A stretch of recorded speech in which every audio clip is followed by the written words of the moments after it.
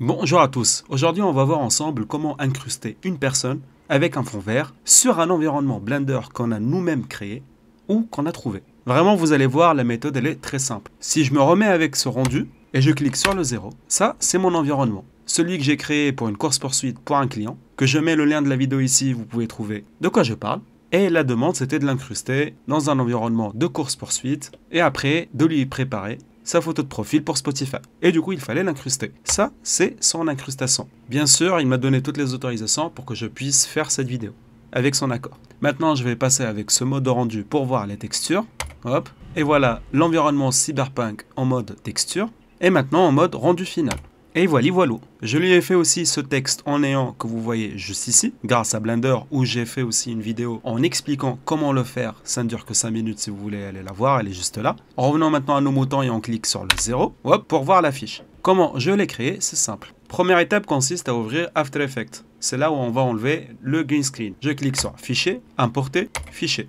Hop, et là, je mets la photo. Très attention, une petite alerte, la photo, elle doit être sous format PNG. Maintenant, je place ici mon image en bas et je l'ai juste ici. Je vais aller dans Fichier et je vais chercher Keylight. Voilà, le 1.2. Hop, je le prends, drag and drop et je le mets ici. Maintenant, je prends avec la pipette qui est juste là. Je choisis de cliquer sur le fond vert qui est le plus proche de lui. Par exemple, celui-là. Voilà. Après, je pars ici dans View et je choisis Screen Mate. Je déplie le screen mate qui est juste là et je commence à jouer avec ces petites balances, les deux, le clip black et le clip white. Pour le clip black, voilà, j'essaie de l'augmenter au maximum pour avoir ici le max de noir. Et maintenant, je joue avec l'autre paramètre pour faire la balance et je le fais en blanc. Hop, comme ça, c'est parfait. Je reviens maintenant ici en mode Final Result et là, c'est beaucoup mieux. On va y aller aussi chercher un deuxième effet pour améliorer le keying qu'on a fait. C'est le Advanced Split Splancer. Voilà, j'arrive pas très bien à prononcer l'anglais, mais c'est pas grave. Et du coup, celui-là, il va améliorer le Keylight qu'on a fait. Troisième chose qu'on va faire, on va appliquer ici un masque pour les alentours. Par exemple de là. Et là, je vais faire le tour ici rapidement. Moi, c'est uniquement pour le tuto, mais vous, de votre côté, prenez votre temps. Hop, tac, et tac à la fin. Parfait. Maintenant, j'ai mon monsieur où j'ai enlevé le green screen. Et puisque l'image ne bouge pas, ce n'est pas une vidéo, donc je peux appliquer le masque comme ça. Si c'était une vidéo, ça aurait été pas pareil. Mais l'approche reste la même. Maintenant, je vais venir ici dans Composition, ajouter à la file d'attente de rendu et on va venir ici dans Paramètres optimaux. On va mettre la cadence d'image par rapport à notre scène. La mienne, elle est de 24. Donc si je viens ici pour vérifier, voilà, 24. Du coup, je vais régler ici After Effects à 24. Voilà. Pour la zone de travail uniquement, ici c'est une image. Je pouvais même mettre seulement 1 seconde. Ça suffit largement. Hop, allez. Ou 2 secondes. Parce qu'une image ne bouge pas. Hop, et ok. Je vais venir maintenant ici dans module de sortie. Et là, si je clique sur couche, je ne peux pas choisir RVB plus alpha.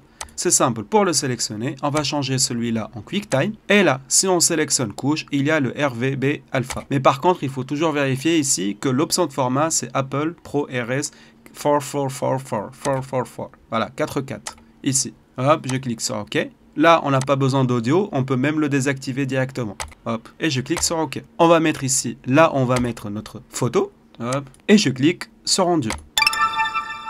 Parfait. Maintenant, je ferme After Effects, j'en ai plus besoin. Et je reviens ici sur Blender. Je reclique sur le 0 pour sortir de ma scène. Je me remets avec ce rendu-là, qui est tout en haut à gauche. Je vais cliquer après sur Ajouter, Image, Image en tant que plan. Et ici, je choisis mon image. Si jamais vous n'avez pas ici l'ajout de l'image en arrière-plan, vous allez dans Edition, Preferences, Add-on, et là, on va écrire Image. Et là, vous allez le trouver, il ne vous reste plus qu'à la cocher. Une fois qu'elle est cochée, vous allez juste ici, enregistrer les préférences. Comme ça, elle sera toujours down. Hop, on clique sur le X, Ajouter, Image, Image en tant que plan. Là, je cherche l'image qu'on a fait le rendu ensemble. Elle est juste ici. Hop, je clique sur l'image. Voilà, elle s'est mise juste là. Hop, je vais la déplacer. Hop, zoomer. Celle-là, je vais la sortir de mon plan. J'en ai pas besoin pour l'instant. Je vais seulement vous montrer celle qu'on a utilisée ensemble. Hop, je la place à la place de l'autre. Je peux la placer n'importe où sur notre scène. C'est juste moi pour l'exemple. Hop, je l'agrandis avec le S, comme ça. Et ici, on va appliquer juste quelques petits paramètres. On va cliquer dessus, on va y aller dans Matériaux, on va descendre tout en bas. Et ici, dans Réglages, on va changer le mode de fusion en Hashed Alpha et le mode d'ombrage en Hachette Alpha aussi. On va pas y aller plus dans le technique ou dans les matériaux ou dans le shader.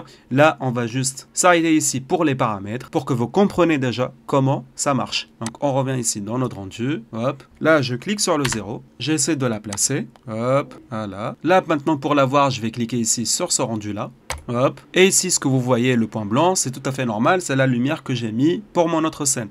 Du coup, je vais l'éloigner. Hop. Et ici, ça va devenir tout noir. C'est normal parce qu'il n'y a pas de lumière à côté de mon fond. Du coup, je vais cliquer sur ajouter juste ici. Éclairage. Et je rajoute point, soleil, spot, zone. C'est comme vous voulez. Moi, pour l'exemple, je vais rajouter un point. Et là, je vais aller chercher le point. Hop, c'est le point 005 qu'on vient de rajouter ensemble. Il est là. Voilà. J'essaie de le placer ici, à côté de ma scène. Le plan du green screen, je vais le mettre derrière. Hop. Et maintenant, je reviens avec le 0, avec ce rendu-là. Je place la lumière là où j'ai envie qu'elle soit placée.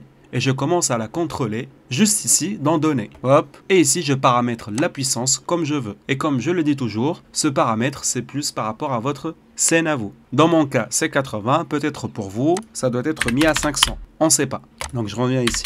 100. Vous voyez ici par exemple mon personnage n'a pas les pieds, hop, je le place en bas et je peux contrôler la caméra comme je veux. Donc je choisis par exemple de sélectionner la caméra, je viens ici dans objet et je commence voilà à la bouger comme je veux par rapport à ma scène. Comme ça par exemple, hop, j'essaie de la monter. Ici je peux choisir la rotation de la caméra, ici de bas en haut. Et dernière chose par rapport à la caméra qui pourra beaucoup vous servir, c'est on va cliquer ici dans Données et on peut changer la longueur focale comme on le souhaite. Donc soit en zoomant en arrière, soit en zoomant voilà, vers l'avant. Maintenant je vais cliquer sur F12 ou ici dans Rendu, rendre l'image pour que vous puissiez avoir un aperçu. Et bien sûr, ça ne sera pas le rendu final. Et voilà le premier rendu de l'image que je peux très bien améliorer. Si vous voulez avoir les mêmes paramètres de rendu, voilà ce que j'ai mis, Cycle, calcul GPU. Le seuil de débruitage, je le mets à 0,01. L'échantillon max à 2560. Si vous avez une carte RTX, vous mettez ici Optics. Moi, je préfère largement le Open Image parce que celui de Intel,